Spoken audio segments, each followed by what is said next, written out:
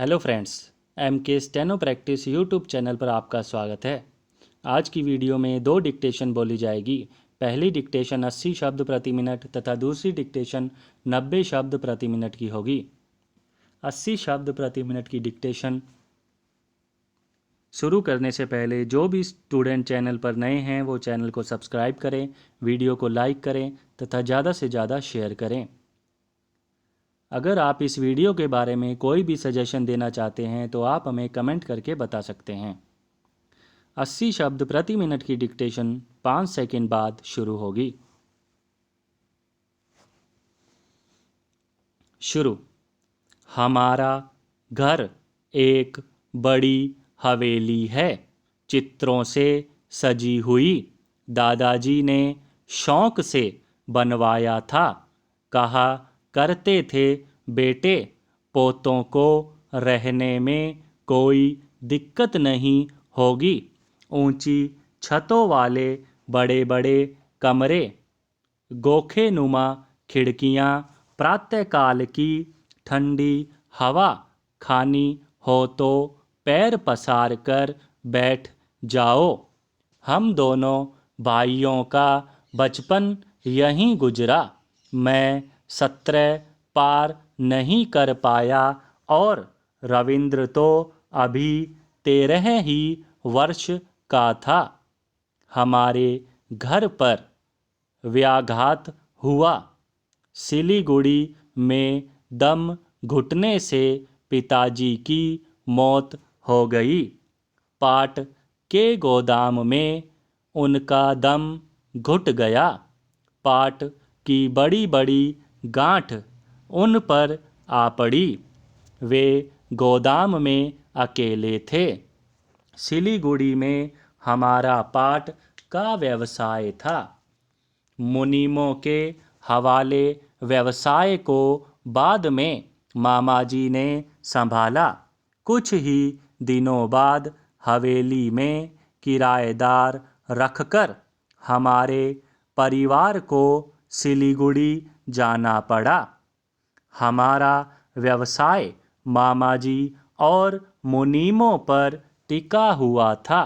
मामाजी के आग्रह पर मैंने वहीं से बीकॉम तक अध्ययन किया और अपने पैतृक व्यवसाय में लग गया। वहीं मारवाड़ी स्वर्गीय जातीय परिवार में मेरा विवाह हो गया। वे लोग कलकत्ता रहते थे। व्यवसाय के सिलसिले में मुझे अक्सर ही कलकत्ता जाना पड़ता। जूट मिलों में चक्कर काटते काटते मैं परेशान हो जाया करता, पर मेरे व्यवसाय की प्रकृति ही ऐसी थी। छोटे भाई रविंद्र की हमारे पैतृक व्यवसाय में तनिक भी रुचि नहीं थी। उसने सेकंड करते समय ही मुझे स्पष्ट कह दिया, भैया मैं तो मेडिकल लाइन में जाऊंगा, मैं अब आगे साइंस लूँगा। वह बायोलॉजी से सीनियर करने के बाद मेडिकल एंट्रेंस एग्ज़ाम की तैयारी में जुट गया। पहले वर्ष वह मेरिट में पीछे रह गया।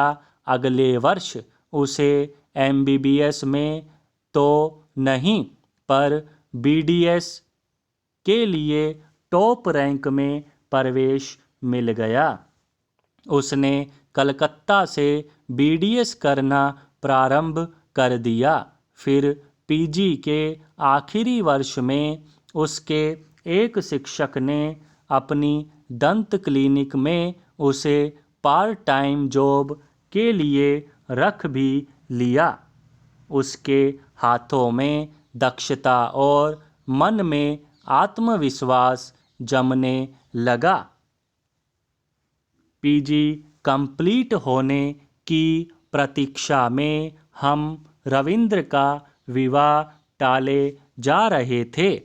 संयोग से जिस लड़की को हमने रविंद्र के लिए पसंद किया। उसके पिता कलकत्ता में व्यवसाय करते हैं, किंतु मूलतः वे हमारे ही कस्बे के रहने वाले हैं। समधी जी ने जोर दिया कि विवाह देश में करें तो सुविधा रहे। यह प्रस्ताव माँ को भी अच्छा लगा। माँ कहने लगी, 13-14 वर्षों से हमारी इतनी अच्छी हवेली किराएदारों के हवाले है। इस बहाने 2-4 महीने खुद की हवेली में रहने का सुख मिलेगा। सोचा अच्छा ही तो है, इस बहाने पुरखों की हवेली के रंग रोगन मरम्मत आदि हो जाएगी। मेरे दोनों बच्चे तो पहली दफ़ा देश जाएंगे और मेरी पत्नी दूसरी दफ़ा। 5 वर्ष पहले पति पत्नी जयपुर किसी निकट रिश्तेदार के विवाह में गए थे। तब केवल 1.5 दिन हवेली में रुके थे। रविंद्र के विवाह की तैयारी के सिलसिले में विवाह तिथि से 2 माह पहले ही मैं माँ को लेकर आ गया। विवाह से 10 दिन पहले रविंद्र को बच्चों को लेकर आने का बोल दिया। समाप्त। 80 शब्द प्रति मिनट की डिक्टेशन समाप्त हुई। अब बारी है 90 शब्द प्रति मिनट की। उससे पहले अगर आपको ये वीडियो अच्छी लगी हो, इसे लाइक करें, अपने फ्रेंड्स के साथ शेयर करें। अगर चैनल पहली बार आए हैं चैनल पर तो इसे सब्सक्राइब करें और बेल आइकन दबा दें। 90 शब्द प्रति मिनट की डिक्टेशन 5 सेकंड बाद शुरू होगी।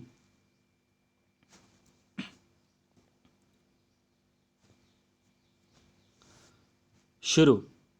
हमारा घर एक बड़ी हवेली है, चित्रों से सजी हुई। दादाजी ने शौक से बनवाया था। कहा करते थे बेटे पोतों को रहने में कोई दिक्कत नहीं होगी। ऊंची छतों वाले बड़े बड़े कमरे, गोखेनुमा खिड़कियां, प्रातःकाल की ठंडी हवा खानी हो तो पैर पसार कर बैठ जाओ। हम दोनों भाइयों का बचपन यहीं गुजरा। मैं 17 पार नहीं कर पाया और रविंद्र तो अभी 13 ही वर्ष का था। हमारे घर पर व्याघात हुआ। सिलीगुड़ी में दम घुटने से पिताजी की मौत हो गई। पाट के गोदाम में उनका दम घुट गया। पाट की बड़ी बड़ी गांठ उन पर आ पड़ी। वे गोदाम में अकेले थे। सिलीगुड़ी में हमारा पाट का व्यवसाय था। मुनीमों के हवाले व्यवसाय को बाद में मामा जी ने संभाला। कुछ ही दिनों बाद हवेली में किराएदार रखकर हमारे परिवार को सिलीगुड़ी जाना पड़ा। हमारा व्यवसाय मामा जी और मुनीमों पर टिका हुआ था।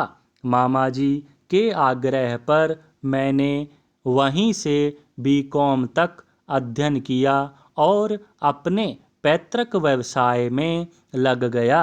वहीं मारवाड़ी सब जातीय परिवार में मेरा विवाह हो गया। वे लोग कलकत्ता रहते थे।